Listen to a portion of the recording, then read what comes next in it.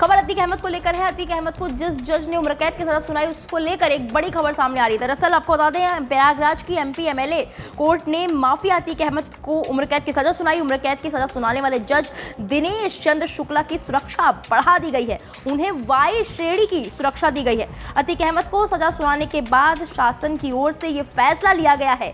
Court में सुनवाई के दौरान अतीक ने कहा था, साहब मैं बेकसूर हूं, सरकार आपके कंधे पर बंदूक रखकर चलाना चाहती है। जानकारी के लिए आपको बता दें, जस्टिस दिनेश चंद्र शुक्ला रायबरेली के रहने वाले हैं। दिनेश चंद्र शुक्ला 2009 बैच के न्यायिक अधिकारी हैं। सुनवाई के दौरान कोर्ट रूम में मौजूद वकीलों ने बताया कि जज ने जैसे ही फैसला सुनाया, कटघरे में खड़े अतीक को पसीना आ गया। कोर्ट के अंदर की खबर भी जो निकलकर सामने आ रही है, आपको बता दें कि अतीक अहमद का चेहरा बिल्कुल भी उतर गया था।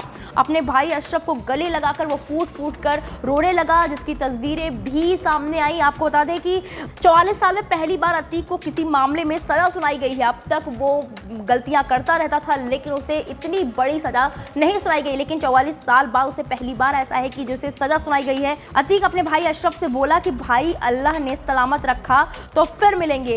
वहीं कोर्ट ने अतीक के साथ ही उनके दो साथियों खान सौलत हनीफ और दिनेश पासी को उम्र कैद की सजा सुना दी है, जबकि भाई अशरफ को बरी कर दिया गया है। कोर्ट रूम में अतीक और उसके भाई अशरफ बेहद परेशान नजर आए। उस दौरान जो वकील कोर्ट रूम में मौजूद थे, उन्होंने बताया कि अतीक अहमद सजा सुनाने के बाद खूब फूट फूट कर रोने लगा।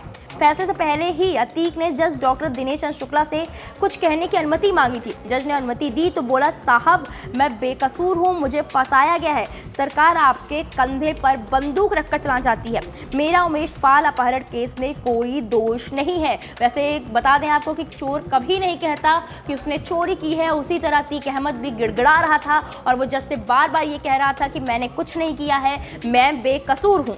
ये मामला देर से दाखिल किया गया। इस आरोपी की सत्यता पर संदेह है। सहायक जिला शासकीय अधिवक्ता फौजदारी एमपी एमएलए कोर्ट सुशील वैश्य ने बताया कि कोर्ट रूम में तय सीमा 12:30 बजे से अतीक अहमद सहित अन्य आरोपी 20 मिनट पहले ही पहुंच गए थे। विशेष न्यायाधीश MP MLA court doctor Dinesh Chandra Shukla ठीक 12:30 बजे कोर्ट में पहुंचे। अतीक अहमद समेत 8 आरोपी कटघरे में खड़े रहे। गिल्टी होल्ड किया गया और दोनों पक्षों ने अपनी अपनी बात रखी। गिल्टी होल्ड यानी दोषी करार देने के बाद 12:45 पर सजा के बिंदु पर सुनवाई शुरू हुई। 1 बजे जज डॉक्टर दिनेश चंद्र शुक्ला जजमेंट लिखवाने चले गए। 1:30 बजे जज वापस कोर्ट रूम में आए। जब सजा का वक्त आया तो माफिया डॉन टेंशन में आ गया और उसके पसीने छूट गए, उसके होश फाख्ता हो गए।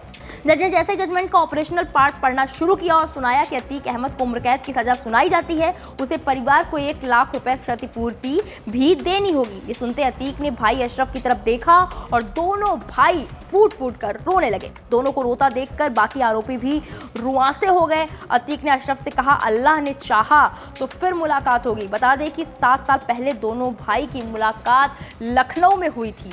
वहीं अतीक अहमद को जब कोर्ट से बाहर ले जाया जाने लगा तो एक तस्वीर और निकलकर सामने आई कि सभी अधिवक्ता गुस्से में थे, क्योंकि जिस उमेश पाल की उसने हत्या करवाई है, जिसका आरोप लगा हुआ है उस पर, दरअसल उमेश पाल खुद एक अधिवक्ता थे और अपना केस खुद लड़ रहे थे। अधिवक्ता होने की वजह से उमेश इस केस की इतनी मजबूती पैरवी कर पाए। उमेश की 24 फरवरी की हत्या के बाद अधिवक्ताओं में अतीक के प्रति गुस्सा था। उमेश जब अपने वकील की वर्दी में थे तभी उनकी हत्या हुई थी।